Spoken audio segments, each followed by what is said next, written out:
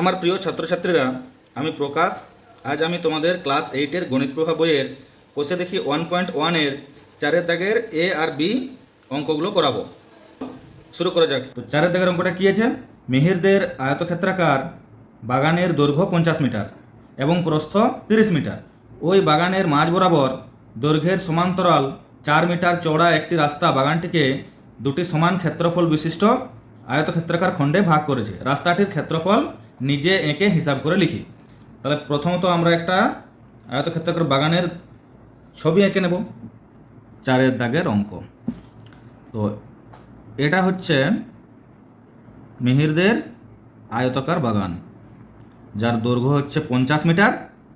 দৈর্ঘ্য হচ্ছে লম্বাটা, দৈর্ঘ্য 50 মিটার আর চওড়াটা 30 মিটার। চওড়া 30 মিটার অর্থাৎ প্রস্থ 30 মিটার। এরপর প্রশ্ন কি বলেছে না, বাগানের মাঝ বরাবর দৈর্ঘ্যের সমান্তরালে একটি রাস্তা আছে এবং সেই রাস্তাটি 4 মিটার চওড়া। তার মানে এখান থেকে এই ডিস্টেন্স বা এই দূরত্ব এটা হচ্ছে 4 মিটার। রাস্তাটি তাহলে কতটা চওড়া না স্যার, রাস্তাটি 4 মিটার চওড়া। মিহিরদের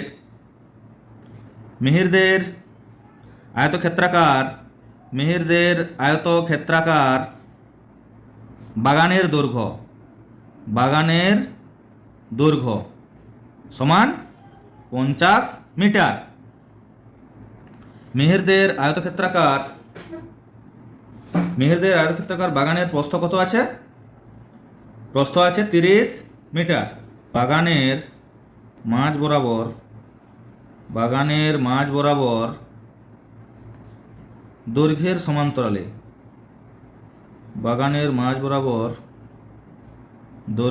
সমান্তরালে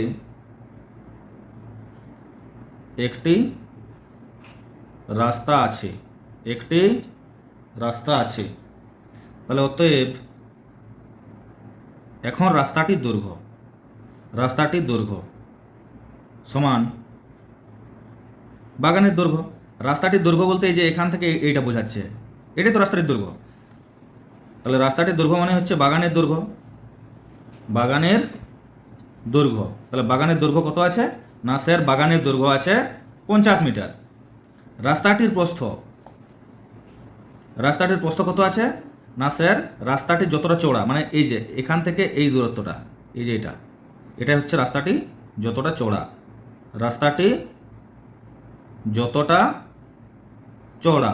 তাহলে রাস্তাটি কতটা চওড়া না স্যার, রাস্তাটি 4 মিটার চওড়া। তাহলে এখন রাস্তাটির ক্ষেত্রফল আয়তক্ষেত্রের যে কোনো ক্ষেত্রফলের সূত্র কি না স্যার, দৈর্ঘ্য গুণিত প্রস্থ। আর এর এককটা হয়ে যাবে বর্গ একক। দৈর্ঘ্য কত আছে? রাস্তাটির দৈর্ঘ্য আছে 50 মিটার আর প্রস্থ কত আছে 4 মিটার। তাহলে বর্গ এককটা হয়ে যাচ্ছে বর্গ মিটার। 50 আর 4 গুণ করলে 5 4 20 মানে 200 বর্গ মিটার। তাহলে এটা হচ্ছে আমাদের উত্তরটা কি লিখব? তাহলে অতএব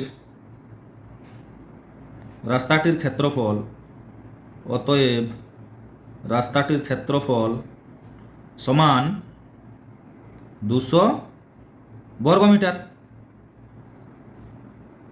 দেখো 4-এর দাগের এর অঙ্কটা কি আছে, যদি 4 মিটার চওড়া রাস্তাটি বাগানের মাঝ বরাবর প্রস্থের সমান্তরালে হতো এবং বাগানটিকে দুটি সমান খণ্ডে ভাগ করত, তবে রাস্তাটির ক্ষেত্রফল কি হতো তা নিজে এঁকে হিসাব করে লিখি। এর আগে আমরা যেটা করেছিলাম 4-এর দাগের অঙ্কটাতে, সেটা কি ছিল না, রাস্তাটা ছিল দৈর্ঘ্যের সমান্তরালে বাগানের মাঝ বরাবর দৈর্ঘ্যের সমান্তরালে 4 মিটার চওড়া।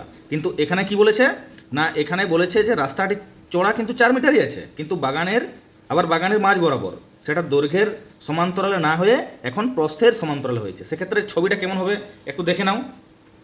এটা করছি আমরা 4-এর দাগের এর অঙ্কটা। আয়তকার যে বাগানটা, সে আয়তক্ষেত্রাকার আমরা বাগানের ছবিটা হচ্ছে অঙ্কন করে নিচ্ছি। তোমরা দেখো, এই বাগানের দৈর্ঘ্য 50 মিটার, মানে যেটা লম্বাটা সেটা হচ্ছে 50 মিটার দৈর্ঘ্যটা। 50 মিটার, চওড়াটা হচ্ছে প্রস্থ, চওড়াটা প্রস্থ, চওড়াটা হচ্ছে 30 মিটার। এটা প্রস্থ। এখন রাস্তাটা কি বলেছে না প্রস্থের সমান্তরালে, প্রস্থের সমান্তরালে আছে। এটা প্রস্থের সমান্তরাল, বাগানের মাঝ বরাবর প্রস্থের সমান্তরাল। রাস্তাটি কিন্তু 4 মিটারই চওড়া, রাস্তাটি 4 মিটার চওড়া, মানে এখান থেকে এটা, এটা হচ্ছে আমাদের 4 মিটার চওড়া। এরপর কি করতে বলেছে না স্যার, এরপরে আমাদের এই যে শেডেড পোর্শনটা রাস্তার ক্ষেত্রফল, এই রাস্তার ক্ষেত্রফল নির্ণয় করতে হবে। তাহলে কি করব, দেখো এই রাস্তার ক্ষেত্রফল যখন আমরা নির্ণয় করব, এখান থেকে এটা, এটা হচ্ছে আমাদের রাস্তাটা চওড়া, তাহলে রাস্তাটি চওড়া মানে এটা হয়ে যাবে রাস্তার প্রস্থ। এখান থেকে এটা, এটা হয়ে যাচ্ছে আমাদের রাস্তার দৈর্ঘ্য। তাহলে এই যে এই পুরো রাস্তাটা মাঝ বরাবর, এই রাস্তাটার ক্ষেত্রফল কত হয়ে যাবে, এটা হয়ে যাবে আমাদের দৈর্ঘ্য আর এটা হয়ে যাবে প্রস্থ। আর এটা রাস্তাটা দেখতে অনেকটা আয়তকার ক্ষেত্রের মতো, তাহলে আয়তক্ষেত্রের ক্ষেত্রফলের সূত্রটা কি না দৈর্ঘ্য গুণিত প্রস্থ। এখন রাস্তাটি বাগানের, এখন রাস্তাটি বাগানের প্রস্থের সমান্তরাল বরাবর হলে, প্রস্থের সমান্তরাল বরাবর হলে রাস্তাটির, রাস্তাটির দৈর্ঘ্য হবে, রাস্তাটির দৈর্ঘ্য কত হবে না স্যার, রাস্তাটির দৈর্ঘ্য হবে এটা যেটা বাগানের প্রস্থ, রাস্তাটির দৈর্ঘ্য হয়ে যাবে বাগানের প্রস্থ। বাগানের প্রস্থ কত, বাগানের প্রস্থ 30 মিটার, এটাই হয়ে যাবে আমাদের রাস্তার দৈর্ঘ্য। রাস্তাটির প্রস্থটা কত হবে, যতটা রাস্তাটা চওড়া, রাস্তাটির প্রস্থ হবে না যতটা রাস্তাটি চওড়া, যতটা রাস্তাটি চওড়া। রাস্তাটি কত চওড়া না রাস্তাটি 4 মিটার চওড়া। তাহলে অতএব রাস্তাটির ক্ষেত্রফল, রাস্তাটির ক্ষেত্রফল হবে দৈর্ঘ্য গুণিত প্রস্থ, দৈর্ঘ্য গুণিত প্রস্থ, আর এর এককটা হয়ে যাবে বর্গ একক। দৈর্ঘ্য কত আছে না দৈর্ঘ্য আছে 30 মিটার, প্রস্থ কত আছে না স্যার প্রস্থ আছে 4 মিটার, এর একক হয়ে যাবে বর্গ মিটার। 30 আর 4 যদি আমরা গুণ করি 3 4 12, 120 বর্গ মিটার। তাহলে কত হলো 30 গুণিত 4, 120 বর্গ মিটার। এটাই জানতে চেয়েছে, এটাই উত্তর। ব্যাস। দেখো এরপরে 4 দাগের বিয়েটা কি বলছে, যদি মিহিরদের বাগানের মাঝ বরাবর দৈর্ঘ্য ও প্রস্থের সমান্তরাল দুটি রাস্তা থাকতো, মানে প্রথমে যে একটা দৈর্ঘ্যের সমান্তরালে একটা রাস্তা ছিল সেটা একটা রাস্তা, আর প্রস্থের সমান্তরালে, তাহলে দৈর্ঘ্যের সমান্তরালে একটা রাস্তা আছে আর প্রস্থের সমান্তরালে আরেকটি রাস্তা আছে, তাহলে কি হতো না মিহিরদের বাগানকে 4টি সমান খণ্ডে ভাগ করতো, তখন রাস্তার ক্ষেত্রফল কি হতো নিজে এঁকে হিসাব করে লিখি। তাহলে আমরা ছবিটা এঁকে নেব।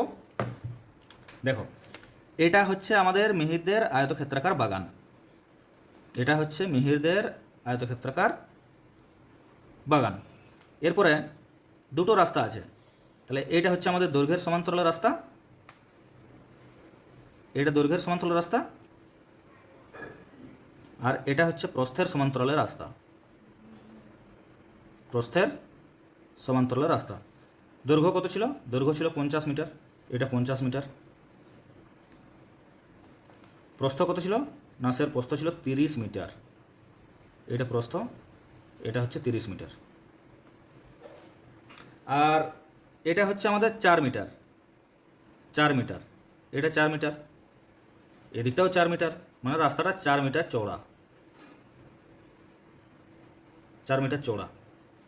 দেখো এখন কি বলেছে না যদি মিহিরদের বাগানের মাঝ বরাবর দৈর্ঘ্য ও প্রস্থের সমান্তরাল দুটি রাস্তা থাকতো এবং মিহিরদের বাগানটি 4টি সমান খণ্ডে ভাগ করতো, তখন রাস্তার ক্ষেত্রফল কত হবে। মানে আমাদের এই 4টা খণ্ড ভাগ হয়েছে, যে এটা একটা খণ্ড, এটা একটা খণ্ড, এটা একটা খণ্ড আর এটা একটা খণ্ড, সমান 4টি খণ্ডে ভাগ হয়েছে, তখন রাস্তার ক্ষেত্রফল কত হবে, মানে এই যে এই পোর্শনটা, আবার সেই লাল কালি দিয়ে দেখিয়ে দিচ্ছি এই অংশটা, এইটার ক্ষেত্রফল কত হতো। তো খুব সহজে এটা আমরা বের করে নেব, এটার ক্ষেত্রফল কত হতো যদি মিহিরদের বাগানে, যেমন অঙ্কের ভাষা আছে সেই ভাষা অনুযায়ী আমরা লিখব, যদি মিহিরদের বাগানের বাগানের মাঝ বরাবর দৈর্ঘ্য ও প্রস্থের সমান্তরালে, দৈর্ঘ্যের ও প্রস্থের সমান্তরালে দুটি রাস্তা থাকতো। আমি অলরেডি তোমাদেরকে দেখিয়ে দিয়েছি দুটি রাস্তা থাকতো এবং বাগানটিকে চারটি সমান খণ্ডে ভাগ করত তখন রাস্তার ক্ষেত্রফল হতো সমান। তাহলে আমি এই দৈর্ঘ্যের বরাবর যে রাস্তাটা ছিল সেই রাস্তাটার ক্ষেত্রফল আমি কত করব না, দৈর্ঘ্য গুণিত প্রস্থ, মানে দৈর্ঘ্য হচ্ছে 50 আর প্রস্থ হচ্ছে 4, তাহলে 50 গুণিত 4 ক্ষেত্রফল বেরিয়ে গেল। এরপর প্রস্থের বরাবর যদি আমি রাস্তাটার ক্ষেত্রফল বের করি তাহলে কি সূত্র আছে, দৈর্ঘ্য গুণিত প্রস্থ বরাবর দৈর্ঘ্য কত হয়ে যাবে আমাদের 30 মিটার, তাহলে 30 গুণিত 4। এরপরে দেখো যখন আমি দৈর্ঘ্য বরাবর করছি তখন আমি কিন্তু অলরেডি এই জায়গাটা, এই যে চিহ্নিত অংশটা, এই জায়গাটার একবার আমি ক্ষেত্রফল ধরে নিয়েছি। তাহলে একবার আমি এই দিক বরাবর যখন আমি ক্ষেত্রফল নির্ণয় করছি তখন আমি এই দিক বরাবর ক্ষেত্রফল একবার বাদ দেবো।